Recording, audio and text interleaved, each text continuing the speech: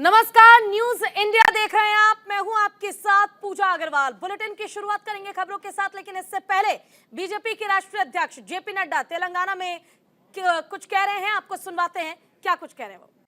Submarine घोटाला किया था कि नहीं किया था? हेलीकॉप्टर का घोटाला किया कि नहीं किया? आप बताओ, 2G घोटाला किया कि नहीं किया? कॉमनवेल्थ गेम्स का घोटाला किया कि नहीं किया? कोयला कोल घोटाला किया कि नहीं किया? और राइस का, चावल का घोटाला किया कि नहीं किया? अब बताओ, न आकाश छोड़ा, न समुद्र छोड़ा, न धरती छोड़ी, न पाताल छोड़ा, किसी को नहीं छोड़ा। अब आप बताओ, ये बीआरएस के लिए कालेश्वरम ये एटीएम है कि नहीं? एटीएम बोलो, कालेश्वरम एटीएम है कि नहीं है? एटीएम डालो, पैसा निकालो, जेब में डालो। 38,000 करोड़ का प्रोजेक्ट आज 1,20,000 करोड़ का हो गया। और बताओ, कालेश्वरम का ब्रिज धंस गया कि नहीं धंस गया? धंसा कि नहीं? 30 तारीख को तुमने इसको बीआरएस को धंसा देना। दोनों भ्रष्टाचारी हैं, दोनों भ्रष्टाचारी, दोनों जेब भरम कर रहे हैं। बताओ, हैदराबाद के आउटर रिंग रोड में 1,000 करोड़ रुपए का घोटाला किया कि नहीं किया? आप बताओ, गरीब किसान का धरनी पोर्टल में जमीन हड़पा कि नहीं हड़पा? हड़पा कि नहीं? ये धरनी नहीं है, ये हरनी पोर्टल है, हरनी। ये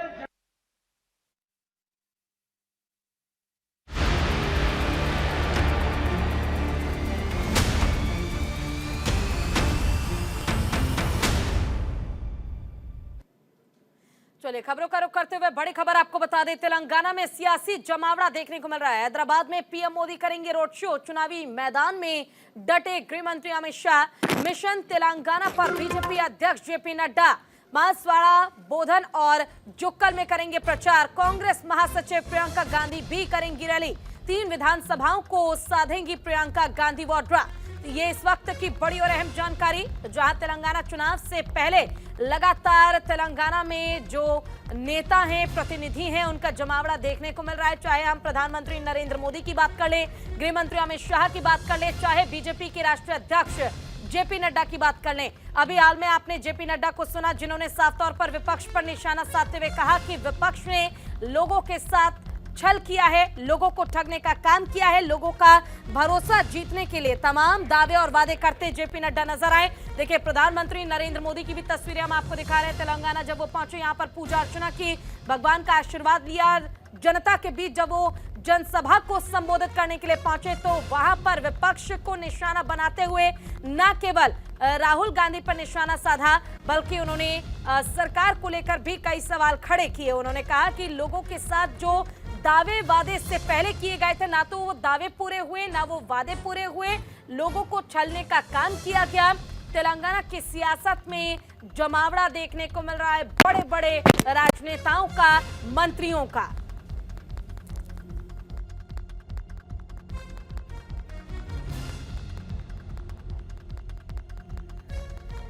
पर बीजेपी अध्यक्ष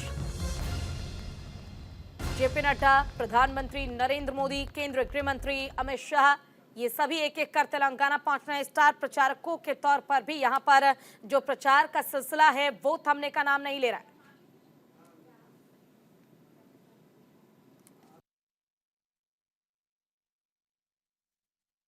क्या कांग्रेस का रिश्ता आपके साथ ऐसा है? कांग्रेस 20 साल यहाँ पे हुकूमत करी, 55 साल हुकूमत करी, 11 बार आपने उनको मौका दिया। क्या पीने का पानी तक दे पाई आपको कांग्रेस? क्या बिजली दे पाई? क्या तालीम दे पाई? क्या दिया उन्होंने? दिया है तो सिर्फ दंगे दिए हैं हमें, दिया है तो लगातार धोखा दिया कांग्रेस ने हमें, और जिंदगी भर ना भूलने वाली दर्द दिया है उन्होंने। तो ये छोड़ के बाकी जो अगुवाई लोग फैला रहे, इसमें आप ना आइए, मेरी आपसे रिक्वेस्ट है। काफ़ी सारे चीज़ें हैं कांग्रेस के बारे में बोलने के लिए, मेरी एक ही सेंटेंस में मुझे ख़त्म करना है। बीजेपी तो हमारा खुला दुश्मन है, लेकिन कांग्रेस छुपा दुश्मन है। वो सेक्युलरिज्म के आड़ में अलग अलग तरीके के काम करते हैं जो हमारे फ्यूचर के लिए, हमारे बच्चों के लिए, हमारे रियासत के लिए अच्छा नहीं है। आपसे मेरा यही रिक्वेस्ट है कि आप जब वोट करने जाएंगे तो अपने आप के लिए वोट कीजिए। किसी को नेता बनाने को, किसी को सीएम बनाने के लिए ना कीजिए। आपके बच्चों के फ्यूचर अच्छा करने के लिए आप वोट दीजिए। मंसूबाबंद तरीके से आरएसएस के लोग ये कोशिश में लगे हैं। याद रखिए, हमने बरसों मेहनत करके नामपल्ली के असेंबली सीट पर हमने कामयाबी हासिल की। आज बीजेपी और आरएसएस की कोशिश ये है कि मजलिस की कामयाबी को रोका जाए। मेरे अजीज दोस्तों और बुजुर्गों, मजलिस का मुखालिफ, मजलिस का दुश्मन मुत्तहिद हो रहा है। मेरी आपसे अपील है, आप भी अपने इत्तेहाद को और मजबूत करिए। मजलिस का मुखालिफ, मजलिस का दुश्मन ये तय कर लिया है कि वो अपने वोट को जाय होने नहीं देगा।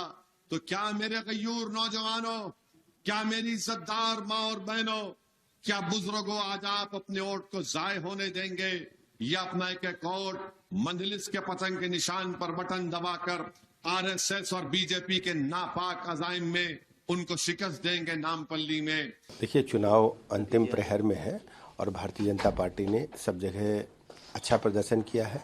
हम प्रचंड बहुमत के साथ पुनः जीत रहे हैं और जहां विपक्ष की सरकार है वहां भी हम प्रचंड बहुमत के साथ आ रहे हैं। वहीं तेलंगाना में बीआरएस एमएलसी के कविता लगातार कांग्रेस और राहुल गांधी पर निशाना साध रही हैं। निजामाबाद में बीआरएस एमएलसी के कविता ने कहा कि कांग्रेस ने 55 साल तेलंगाना में हुकूमत की, बार अपने उन्हें मौका दिया। क्या कांग्रेस आपको पीने का पानी भी दे पाई? क्या बिजली दे पाई? क्या तालीम दे पाई? कांग्रेस ने कुछ दिया है तो दंगे और लगातार धोखे। वहीं इससे पहले राहुल गांधी पर भी के कविता ने तंज कसा। के कविता ने कहा कि राहुल गांधी तेलंगाना में मेहमान नवाजी के लिए आते हैं और क्या कुछ कहा आपको सुनवाते हैं, सुनिए। कांग्रेस 20 साल यहाँ पे हुकूमत करी, 55 साल हुकूमत करी, 11 बार आपने उनको मौका दिया। क्या पीने का पानी तक दे पाई आपको कांग्रेस? क्या बिजली दे पाई? क्या तालीम दे पाई? क्या दिया उन्होंने? दिया है तो सिर्फ दंगे दिए हमें, दिया है तो लगातार धोखा दिया कांग्रेस ने हमें, और जिंदगी भर ना भूलने वाली दर्द दिया है उन्होंने। तो ये छोड़ के बाकी जो अगुवाई लोग फैला रहे, इसमें आप ना आइए। मेरी आपसे रिक्वेस्ट है। काफ़ी सारे चीज़ें हैं कांग्रेस के बारे में बोलने के लिए, मेरी एक ही सेंटेंस में मुझे ख़त्म करना है। बीजेपी तो हमारा खुला दुश्मन है, लेकिन कांग्रेस छुपा दुश्मन है। वो सेक्युलरिज्म के आड़ में अलग अलग तरीके के काम करते हैं जो हमारे फ्यूचर के लिए, हमारे बच्चों के लिए, हमारे रियासत के लिए अच्छा नहीं है। आपसे मेरा यही रिक्वेस्ट है कि आप जब वोट करने जाएंगे तो अपने आप के लिए वोट कीजिए। किसी को नेता बनाने को, किसी को सीएम बनाने के लिए ना कीजिए। आपके बच्चों के फ्यूचर अच्छा करने के लिए आप वोट दीजिए। देखिए, राहुल गांधी जी तेलंगाना आते हैं, बिरयानी खाते हैं, पान खाते हैं, अच्छा है, मेहमान है हमारा खाना यहाँ का टेस्ट करके, हमारी मेहमान नवाजी टेस्ट करके चले जाए। लेकिन उन्होंने जो भी बातें किए हैं कल कि तेलंगाना, जब इंदिरा जी को तेलंगाना की जरूरत थी, तेलंगाना की जनता उनके साथ थी, लेकिन पूरा गांधी परिवार कभी भी तेलंगाना के जनता के साथ नहीं था। जब भी हमें तेलंगाना के लोगों को, आवाम को जरूरत पड़ी, उन्होंने लगातार तेलंगाना को धोखे ही दिए और कुछ नहीं दिए हैं। वो सारे चीजें भूलकर वो अभी सिर्फ आरोप लगाना चाहते हैं केसीआर साहब पे। तेलंगाना की आवाम इसको पसंद नहीं कर रही है और पसंद नहीं करेगी, क्योंकि वो जो भी कह रहे हैं वो सरासर झूठ है। हमेशा हमने गांधी परिवार का, इंदिरा जी का, कांग्रेस का, तेलंगाना के आवाम ने साथ दिया है, लेकिन उन्होंने हमारा साथ। तो देखिए कि कविता को आपने सुना, जिन्होंने साफ तौर पर राहुल गांधी पर निशाना साधते हुए कहा कि आखिर कांग्रेस ने अब तक तेलंगाना को दिया क्या है। अगर कुछ दिया है कांग्रेस ने तो लोगों के साथ छल करना, लोगों के साथ धोखा करना, और साथ ही चुनाव से पहले जो बयानबाजी का दौर है वो काफी तेज हो गया है। कि कविता ने इससे पहले भी राहुल गांधी को लेकर बयान दिया था, साफ कहा था कि राहुल गांधी यहाँ पर मेहमान नवाजी कराने आते हैं और आप वोट इसलिए मत कीजिए क्योंकि किसी पार्टी की जीत होनी है, आप वोट बल्कि इसलिए कीजिए ताकि आपका, आपके परिवार का, आपके बच्चों का, आपके राज्य का विकास हो सके। इसके लिए आप मतदान कीजिए, आपके लिए जो पार्टी बेहतर है आप उसे वोट दीजिए, लेकिन अपने मत का प्रयोग सोच समझकर ही आप करें।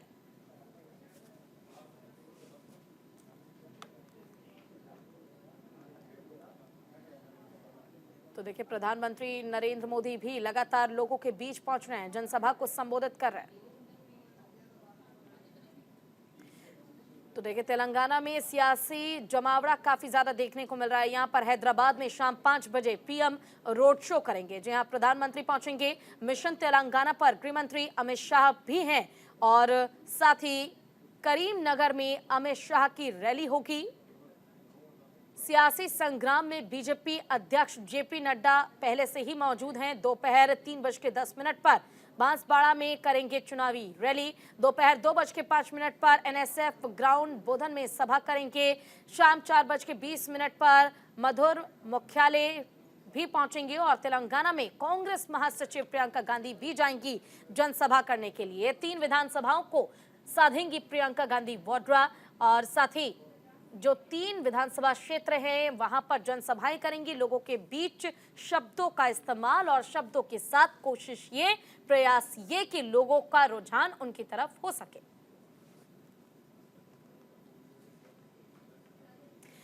तो बड़ी खबर आपको बता दें, जहां एआईएमआईएम चीफ असदुद्दीन ओवैसी का निशाना कांग्रेस बीआरएस पर ओवैसी ने हमला बोला है। कांग्रेस बीजेपी कर रही है एक दूसरे का सहयोग। एआईएमआईएम चीफ असदुद्दीन ओवैसी ने तेलंगाना की सियासी रण को लेकर जोरदार बयान दिया। ओवैसी ने कांग्रेस और बीजेपी पर निशाना साधा है। निशाना साधते हुए साफ कहा ओवैसी ने कि कांग्रेस और बीजेपी एक दूसरे का सहयोग कर रही है। असदुद्दीन ओवैसी ने निशाना साधते हुए कांग्रेस और बीआरएस पर हमला किया है। साफ कहा गया, कांग्रेस और बीजेपी कर रही है एक दूसरे का सहयोग। बहुत से विधानसभा में बीजेपी और कांग्रेस मिलकर काम कर रही है। नामपल्ली में बीजेपी कांग्रेस को सपोर्ट कर रही है। गोशा महल में आप देखिए बिल्कुल वीक कैंडिडेट दिए हैं। कोई राहुल गांधी गए गोशा महल? क्यों नहीं जाते राहुल गांधी? नहीं गए।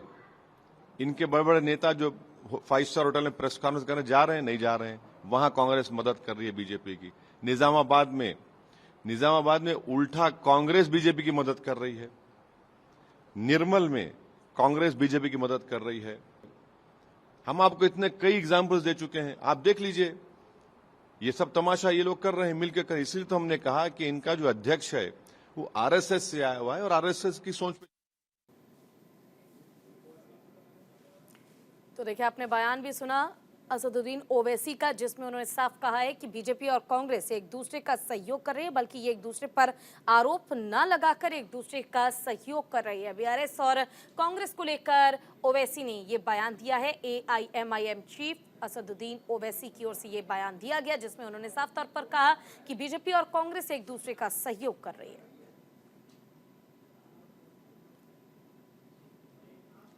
तो तेलंगाना में विधानसभा चुनाव होने हैं, वोट डाले जाएंगे, लेकिन उससे पहले सियासी बयानबाजी का जो बाजार है वो भी गर्म होता नजर आ रहा है। यहाँ पर एक तरफ बीजेपी कांग्रेस को लेकर लगातार हमले बोल रही है, लगातार वो दावे गिनाए जा रहे हैं जो बीजेपी ने अब तक काम किया है वो गिनाया जा रहा है लोगों के बीच। तो इसी बीच एआईएमआईएम चीफ असदुद्दीन ओवैसी ने भी बयान दिया। उन्होंने साफ कहा कि बीजेपी और कांग्रेस एक दूसरे का सहयोग कर रही है। हालांकि आज प्रधानमंत्री नरेंद्र मोदी पहुंचेंगे हैदराबाद और उसके साथ ही अमित शाह भी आज जनसभा को संबोधित करेंगे।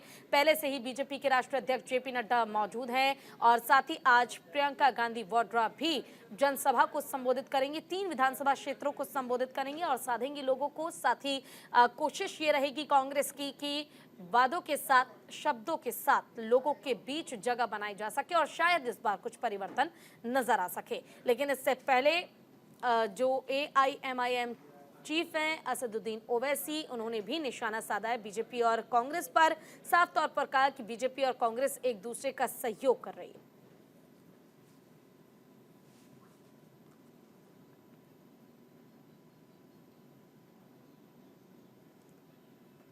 तो देखिए, तिरुपति बालाजी मंदिर भी पहुंचे थे प्रधानमंत्री नरेंद्र मोदी, जहां उन्होंने पूजा अर्चना की, भगवान का आशीर्वाद लिया। चुनाव से पहले, मतदान से पहले भगवान का आशीर्वाद लेना बहुत जरूरी हो जाता है।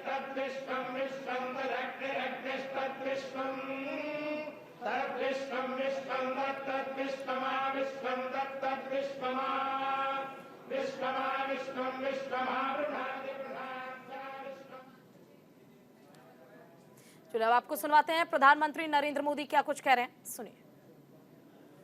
एक नया इतिहास रचने की तरफ बढ़ रहा है। महबूबाबाद को तो श्री सेवालाल महाराज जी के समर्पण और तप तपस्या का वरदान मिला है।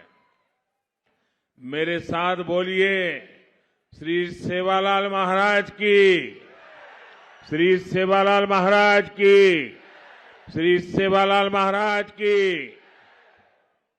తెలుగు ప్రజలందరికీ కార్తీక పౌర్ణమి శుభాకాంక్షలు। నేను కురివి వీరభద్ర స్వామి మందిరానికి కూడాను శ్రద్ధాపూర్వకంగా నమస్కరిస్తున్నాను। కొంచెం సేపు క్రితమే నేను తిరుమల భగవాన్ శ్రీ వెంకటేశ్వర స్వామి యొక్క దివ్య దర్శనాన్ని పొందాను। వారితో ఈ రాష్ట్రం ప్రజలందరి కోసము ఆశీర్వాదాన్ని కోరాను। మీరు జనతా జనార్దనులు, ఈశ్వర స్వరూపులు। మీరు ఇంత పెద్ద సంఖ్యలో ఇక్కడికి వచ్చి బీజేపీకి ఆశీర్వాదం ఇవ్వడము ఇక్కడ కొత్త చరిత్ర ప్రారంభమవుతుందని చెబుతోంది। దానికి ఇదే రుజువు। మహబూబాబాద్ నగరానికి, ఈ ప్రాంతానికి శ్రీ సేవాలాల్ మహారాజ్ యొక్క సమర్పణ, త్యాగ, తపస్సుల యొక్క వరదానం లభించింది। నాతో పాటు శ్రీ సేవాలాల్ మహారాజ్కి జయకారం చేయండి। నా కుటుంబ సభ్యులారా, तेलंगाना प्रवास का ये मेरा लगातार तीसरा दिवस है और अब इस चुनाव में सभाओं का ये मेरा आखिरी दिन है। इस दौरान मुझे अनेक लोगों से मिलने का, बातचीत करने का अवसर मिला। तेलंगाना के लोग केसीआर सरकार को उखाड़कर फेंकने के लिए कमर कस चुके हैं। कुछ लोग तेलंगाना में कांग्रेस को लेकर भ्रम भी फैला रहे हैं, लेकिन सच्चाई यही है कि अगर किसी ने तेलंगाना को बर्बाद किया है तो वो कांग्रेस और केसीआर दोनों ही उतने ही पापी है। इसलिए तेलंगाना के लोग एक बीमारी को हटाकर दूसरी बीमारी को प्रवेश नहीं दे सकते। ये बात मैंने आज तेलंगाना में हर जगह पे देखी है। तेलंगाना का विश्वास बीजेपी पर है। तेलंगाना का अगला सीएम बीजेपी का ही होगा, ये आपने पक्का कर लिया है। और बीजेपी ने आपसे क्या वादा किया है? ये बीजेपी का वायदा है कि तेलंगाना में बीजेपी का जो पहला सीएम होगा वो बीसी समाज से होगा। बीजेपी सरकार अपने मंत्रिमंडल में सबको, यानी समाज भी ज्यादा से ज्यादा और क्षेत्र भी ज्यादा से ज्यादा, सबको उचित प्रतिनिधित्व देने का संकल्प किए हैं। अब ये तय हो गया है, तेलंगाना में पहली बार बनेगी बीजेपी सरकार। मेरे साथ बोलेंगे आप लोग, तेलंगाना में पहली बार बनेगी बीजेपी सरकार। आप बोलिए, बीजेपी सरकार। तेलंगाना में पहली बार बनेगी, तेलंगाना में पहली बार बनेगी, तेलंगाना में पहली बार बनेगी। మొదటిసారి తెలంగాణలో బీజేపీ ప్రభుత్వం ఏర్పాటు కానుంది. నా కుటుంబ సభ్యులారా, తెలంగాణలో పర్యటనలో ఇది 3వ రోజు. ఈ రోజు చిట్ట చివరి రోజు. ఈ నా యొక్క ఎన్నికల సభల్లో ఇది చిట్ట చివరి రోజు. ఈ సమయంలో నేను అనేక మందిని కలిశాను, అనేక మందితో మాట్లాడాను, ఈ సమయంలో అనేక మందితో చర్చించాను. తెలంగాణలో ఉన్నటువంటి ప్రజలు కేసీఆర్ ప్రభుత్వాన్ని విసిరిపారేయాలని చెప్పి ఇప్పటికే నడుం కట్టుకున్నారు. కొంతమంది నాయకులు కాంగ్రెస్ విషయంలో ప్రజలలో కొంత అయోమయం సృష్టించాలని ప్రయత్నిస్తున్నారు. కానీ వాస్తవం ఏంటంటే ఇక్కడ తెలంగాణను ఎవరైనా నాశనం చేశారంటే అది Congress party, BRS party, KCR వీళ్ళు మాత్రమే నాశనం చేశారు. కాబట్టి తెలంగాణ ప్రజలు ఒక రోగాన్ని తగ్గించుకునేందుకు ఇంకొక రోగాన్ని తీసుకుని రాబోరు. ఇది అన్ని చోట్ల నాకు అనుభవంలోకి వచ్చింది. తెలంగాణ ప్రజల నమ్మకం బీజేపీ పైన ఉంది. తెలంగాణ యొక్క భవిష్యత్ తరువాతి కాలపు ప్రధానమంత్రి బీజేపీకి మాత్రమే చెందినవాడవుతాడు. ఈ విషయాన్ని మీరు ఇప్పటికే నిర్ణయించుకున్నారు. బీజేపీ మీకు ఏం వాగ్దానం చేసింది? బీజేపీ వాగ్దానము తెలంగాణలో మొట్టమొదటి ముఖ్యమంత్రి బీసీ సముదాయానికి చెందినవాడవుతాడు. బీజేపీ ప్రభుత్వము మంత్రివర్గంలో అన్ని వర్గాలకు, అన్ని క్షేత్రాలకు, ప్రాంతాలకు సరైనటువంటి సముచితమైనటువంటి ప్రాతినిధ్యం ఇస్తుంది. ఇదంతా అయిపోయింది. ఇక తెలంగాణలో మొదటిసారి బీజేపీ ప్రభుత్వం రాబోతున్నది. మొదటిసారి తెలంగాణలో బీజేపీ ప్రభుత్వం ఏర్పాటు చేద్దాం. నా కుటుంబ సభ్యులారా, केसीआर को बीजेपी की बढ़ती हुई ताकत का एहसान बहुत पहले हो गया था. ये एहसास उनको हो गया था. लंबे समय से केसीआर इस कोशिश में थे कि किसी तरह बीजेपी से दोस्ती कर लें. जब वो एक बार दिल्ली आए थे तो मुझसे मिलकर भी केसीआर ने यही रिक्वेस्ट की थी. लेकिन बीजेपी कभी भी तेलंगाना के लोगों की इच्छा के खिलाफ कोई भी काम नहीं कर सकती. जब से बीजेपी ने केसीआर को मना किया है, तब से बीआरएस बौखलाई हुई है. बीआरएस अब मुझे गाली देने का कोई मौका नहीं छोड़ती. बीआरएस जानती है कि मोदी कभी बीआरएस को बीजेपी के आसपास भी फटकने नहीं देंगे. और ये गारंटी भी मोदी की गारंटी है. और मोदी की गारंटी यानी गारंटी पूरी होने की गारंटी. तो देखिए, प्रधानमंत्री नरेंद्र मोदी को आपने सुना, जिन्होंने साफ तौर पर कहा कि अगर बीजेपी की सरकार बनती है तो सबसे पहला सीएम बीसी समाज से होगा और साथ ही लोगों के साथ छल नहीं बल्कि उनके साथ काम कर उनका विकास किया जाएगा. फिलहाल के लिए इस बुलेटिन में बस इतना ही. आप देखते रहिए न्यूज़ इंडिया. नमस्कार.